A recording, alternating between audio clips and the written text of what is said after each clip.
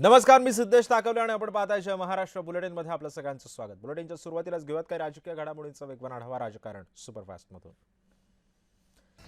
आमदार कैलास पाटील आणि वरुण सरदेसाई यांनी ओमराजे निंबाळकरांची भेट घेतली। पुण्यामध्ये मध्यरात्री ठाकरेंच्या सेनेच्या शिष्टमंडळाची ओमराजे निंबाळकरांसोबत एक महत्त्वाची बैठक झाली।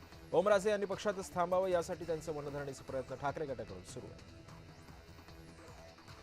आज राज्य मंत्रिमंडळाची सह्याद्री अतिथीगृह इथं बैठक बोलावण्यात आली आहे। बैठकीला मुख्यमंत्री फडणवीसांसह दोन्ही उपमुख्यमंत्री उपस्थित राहणार आहेत। बैठकीमधून सोमवारपासून सुरू होणाऱ्या पावसाळी अधिवेशनाबाबत चर्चा सुद्धा केली जाईल।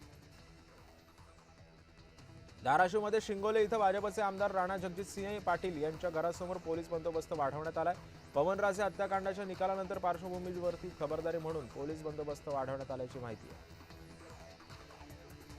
राष्ट्रपा आमदार अभिजित पाटील यांनी दोन्ही राष्ट्रवादी एकत्र येण्याबाबत भाष्य केलं। दोन्ही राष्ट्रवादी काँग्रेस एकत्र आल्या पाहिजेत आणि दोन्ही पवार कुटुंब एकत्र राहिले पाहिजेत अशी आज देखील ही भावना असल्याचं पाटील म्हणाले। मी माझी राजकीय भूमिका मतदारसंघामध्ये गेल्यावर स्पष्ट करेन असं ओमराजे निंबाळकरांनी म्हटले। माझा निर्णय काही असला तरी उद्धव ठाकरे साहेब आणि आदित्य ठाकरे यांच्याबद्दल मी कधीच बोलणारही नाही असे ओमराजे म्हणाले। पवनराजे निंबाळकर यांच्या हत्याकांडातील आरोपींना निर्दोष सोडण्यात आलेलं आहे। दुर्दैवाची बाब आहे असं उपमुख्यमंत्री एकनाथ शिंदे म्हणाले। मुख्यमंत्री आणि मी केंद्रीय गृहमंत्री अमित शहा यांच्याशी चर्चा केली आहे असंही शिंदेंनी सांगितलं।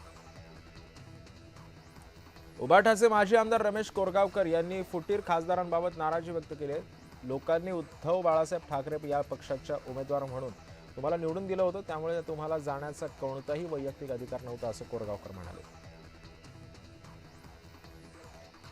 कोल्हापुरात अमित शहांच्या उपस्थितीमध्ये सुरू असलेल्या कार्यक्रमामध्ये एकनाथ शिंदे बाजूला जाऊन फोनवर बोलत असल्याची पाहायला मिळालं आणि फोनवर बोलत असताना शिंदे व्यासपीठावरून उतरून निघून गेले। दादरमधल्या पांढऱ्या पट्टीच्या वादावरून निलेशचंद्र मुनींनी राज ठाकरेंना प्रत्युत्तर दिले। हा वाद केवळ व्होट बँकसाठी तुमच्या मनगटात किती दम आहे महाराष्ट्र ओळखतो असं निलेशचंद्र मुनी यांनी म्हणाले। विधान परिषदेवरती बिनविरोध निवड होताच आमदार अनिकेत तटकरे यांनी रायगडमधील अनेक नेत्यांच्या सदिच्छा भेटी घेतल्यात। भरत गोगावले, नितेश राणे, रवींद्र चव्हाण, राम ठाकूर यांच्यासह आणखी नेत्यांच्या अनिकेत तटकरे यांनी सदिच्छा भेटी घेतल्या।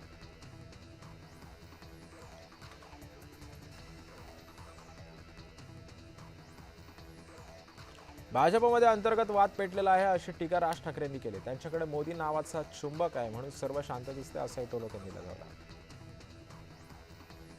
राज ठाकरेंच्या टीकेवरती भाजपनं प्रत्युत्तर दिलं। भाजपच्या अंतर्गत राजकारणावरती टीका करण्यापेक्षा आपल्या पक्षाकडे लक्ष द्या असं नवनाथ बनू यांनी वक्तव्य केलं।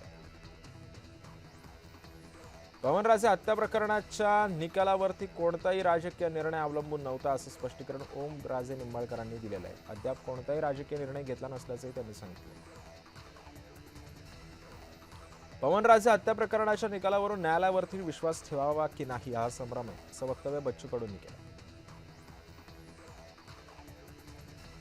पवनराजे हत्या प्रकरणी पद्मसिंह पाटलांची निर्दोषपणे मुक्तता झाल्यानं जितेंद्र आव्हाड यांनी आनंद व्यक्त केलाय। पद्मसिंह पाटलांनी निर्दोष असल्याची खात्री होती असं वक्तव्य आव्हाडांनी केलं। लोकशाहीची हत्या करणाऱ्या मोदी सरकारपेक्षा काँग्रेस सरकार कितीतरी चांगलं होतं ही भूमिका उद्धव ठाकरेंनी मेळाव्यामध्ये मांडली। काँग्रेस पक्ष हा लोकशाही जोपासणारा पक्ष होता असंही पटोले यांनी म्हटलेलं आहे।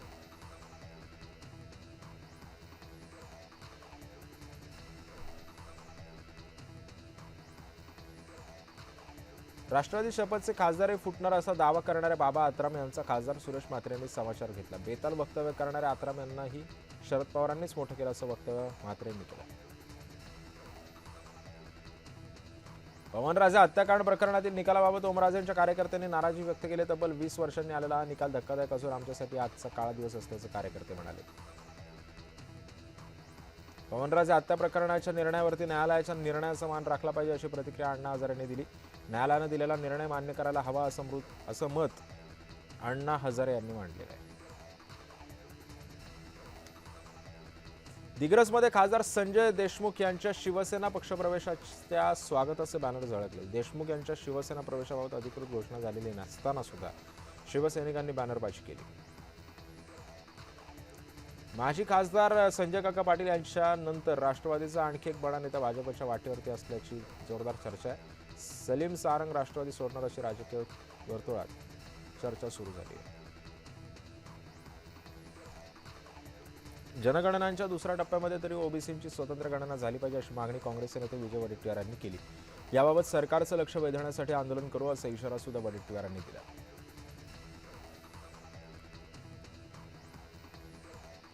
कराडपर्यंत वाहणाऱ्या कृष्णा नदीच्या दूषित पाण्याच्या विरोधात माजी सहकार मंत्री बाळासाहेब पाटील आक्रमक झाले.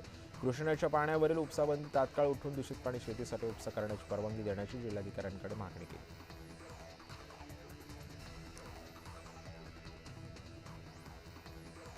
बीडच्या नगरसेविकेने कुणबी नोंदीचा गैरवापर केल्याचं समोर आलंय. बनावट कुणबी नोंदींच्या आधारे जात प्रमाणपत्र मिळवल्याचा आरोप करत नगरसेविका रेखा अंबुरे सरोदे यांचे जात प्रमाणपत्र पडताळणी समितीने रद्द केले.